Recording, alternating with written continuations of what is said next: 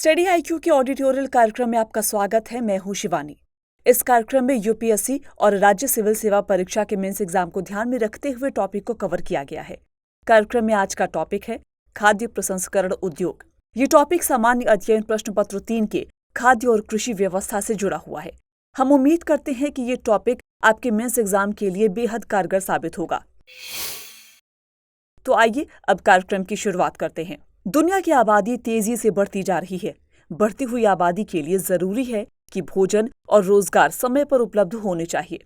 इसी के मद्देनजर प्रोसेस्ड फूड की मांग भी पूरी दुनिया में तेजी से बढ़ रही है और ऐसे में समय की जरूरत को देखते हुए फूड प्रोसेसिंग एक ऐसा क्षेत्र है जो न केवल तेजी से ग्रो कर रहा है बल्कि रोजगार और भोजन की आपूर्ति भी कर रहा है। चूंकि भारत की आबादी भी तेजी से बढ़ रही है और देश में इतनी बड़ी आबादी के लिए रोजगार पैदा करना एक प्रमुख चुनौती बना हुआ है। बहरहाल फूड प्रोसेसिंग सेक्टर में बड़े पैमाने पर रोजगार पैदा करने की संभावना है। आपको बता दें कि भारत ने अपने लोगों के लिए खाद्य सुरक्षा प्रदान करने के समय के साथ काफी प्रगति की है और वो कृषि में काफी हद तक आत्मनिर्भर भी हो गया है। इसीलिए नीतियों का फोकस भी आत्मनिर्भरता प्राप्त करने से हटकर किसानों के लिए उच्च और स्थिर आय जनरेट करने पर केंद्रित हो गया है। खाद्य प्रसंस्करण उद्योग यानी एफपीआई एक ऐसा क्षेत्र है जिसमें कृषि उत्पादन में मूल्य वर्धन करने, वैकल्पिक रोजगार के अवसर पैदा करने, निर्यात में सुधार करने, घरेलू आपूर्ति श्रृंखला को मजबूत करने की क्षमता है। तो चलिए आज के अपने इस ऑडिटोरियल में इसी पूरे मुद्दे को अच्छे से समझते हैं। बात करेंगे खाद्य प्रसंस्करण उद्योग के बारे में, साथ ही इसके महत्व और इससे संबंधित नीतियों पर भी एक नजर डालेंगे। इसके अलावा चर्चा करेंगे कि इन चुनौतियों को कैसे दूर किया जाए और आगे की राह क्या हो सकती है। और आखिर में टॉपिक से संबंधित एक सवाल भी हम डिस्कस करेंगे। लेकिन सबसे पहले खाद्य प्रसंस्करण के बारे में चर्चा कर लेते हैं कि खाद्य प्रसंस्करण क्या है और इसका देश की अर्थव्यवस्था के लिए क्या महत्व है। खाद्य प्रसंस्करण की बात करें तो ये एक प्रकार की तकलीफ है जिसमें खाद्य पदार्थों को प्रोसेस किया जाता है और इसे एक नए तरह के खाद्य पदार्थ में बदल दिया जाता है। आजकल टेक्नोलॉजी के दौर में इसे एक उद्योग का रूप दे दिया गया है, लेकिन हमारे देश में तो ये सदियों से घर परिवारों में चला आ रहा है। आपने देखा होगा कि कैसे घरों में दूध को दही, घी और मक्खन में बदल दिया जाता है। यही है खाद्य प्रसंस्करण।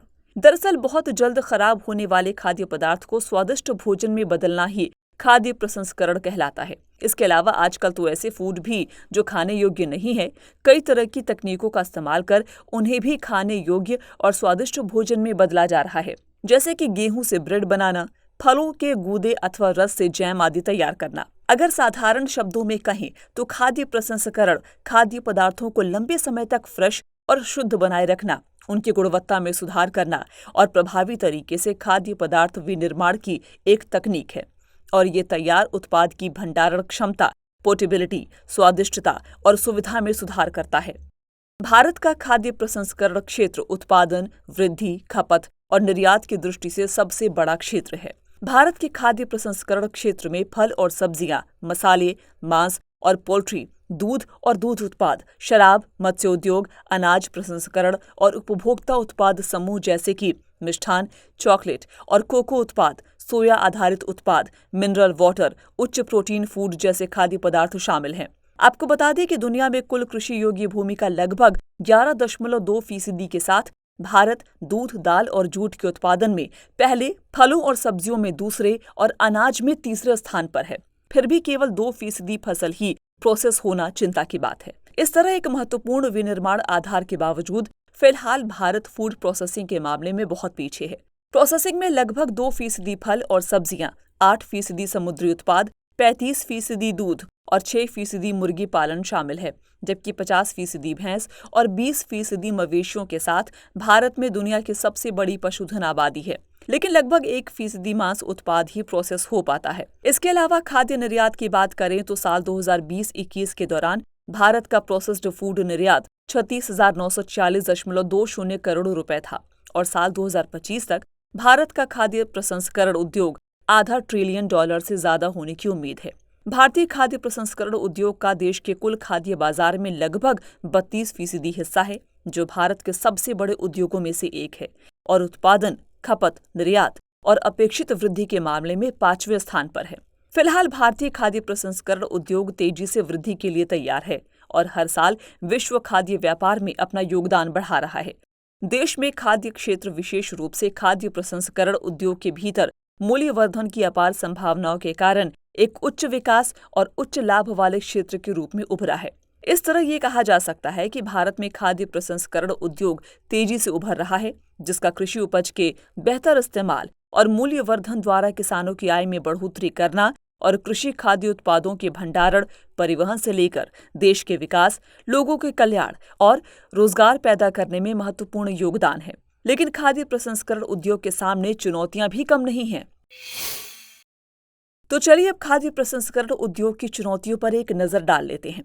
दरअसल भारत में किसानों के पास छोटी और बिखरी हुई जोतों की वजह से बाजार के लिए अधिशेष की कमी है। इसके अलावा कृषि में मशीनीकरण की कमी, खराब मौसम और सप्लाई चेन की कमी के कारण प्रसंस्करण उद्योग के लिए कच्चे माल की भी कमी है, जिसका परिणाम खाद्य प्रसंस्करण और इसके निर्यात को बाधित करता है। इसके अलावा प्रोसेस्ड फूड की मांग मुख्य रूप से भारत के शहरी क्षेत्रों तक ही सीमित है। आपको बता दें कि देश में कोल्ड चेन इंफ्रास्ट्रक्चर की भारी कमी है। अपर्याप्त कोल्ड चेन के कारण फार्म गेट से बाजार तक पहुंचते पहुंचते 30% से ज्यादा उत्पादन नष्ट हो जाता है, जिसकी वजह से किसानों को भारी नुकसान झेलना पड़ता है।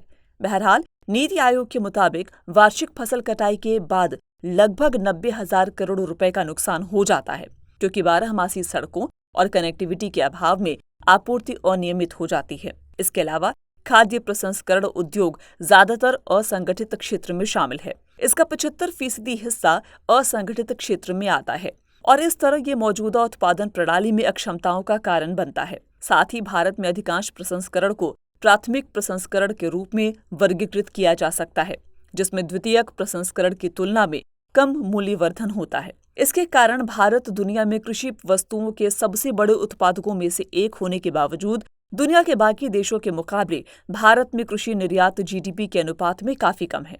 ये अनुपात ब्राजील में लगभग 4%, अर्जेंटीना में 7%, थाईलैंड में 9%, जबकि भारत में सिर्फ 2% ही है।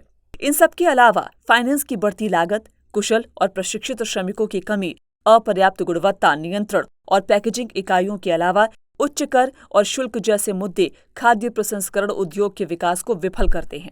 इस उद्योग के सामने एक प्रमुख चुनौती है गुणवत्ता और सुरक्षा मानकों का अभाव। खाद्य प्रसंस्करण उद्योग में लगी हुई विभिन्न इकाइयों के द्वारा गुणवत्ता और सुरक्षा मानकों पर ध्यान नहीं दिया जाता है, जिसके कारण इस उद्योग की साख प्रभावित होती है और इसके विकास पर नकारात्मक प्रभाव पड़ता है। आपको बता दें कि प्रोसेसिंग के दौरान खाद्य पदार्थों का पौष्टिक मूल्य घट जाता है और ये ऐसे खतरों को जन्म देता है जिनका खतरा प्राकृतिक तौर पर पाए जाने वाले खाद्य पदार्थों में नहीं पाया जाता है। इसके अलावा खाद्य पदार्थों में अक्सर स्वाद और संरचना वर्धक कारकों को मिलाया जाता है, जो हेल्थ के लिए हानिकारक होते हैं। एक और बड़ी समस्या जिसका इस उद्योग को सामना करना पड़ रहा है, वो है इनोवेशन की भारी कमी। इनोवेशन की कमी की वजह से भारत का खाद्य प्रसंस्करण उद्योग अन्य देशों की तुलना में पिछड़ रहा है। साथ ही खाद्य सुरक्षा और पैकेजिंग को नियंत्रित करने वाले कानून अलग अलग मंत्रालयों और विभागों के अधिकार क्षेत्रों में आते हैं।